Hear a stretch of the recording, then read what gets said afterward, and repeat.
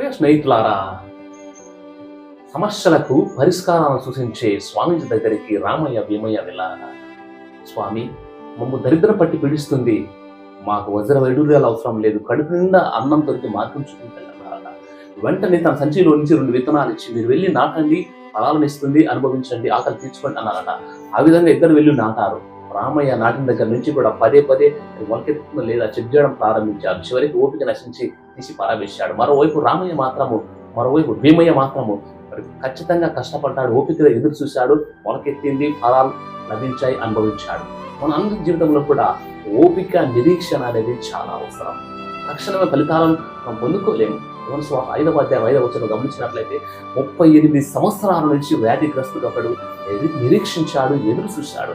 ప్రభువే తన చెంతకు వెళ్ళి అతనికి స్వస్థతనిచ్చాడు, బాగు చేశాడు. నీవు నేను కూడా ఆ నిరీక్షణ, నమ్మికను అలవర్చుకునే ప్రయత్నం చేద్దామా?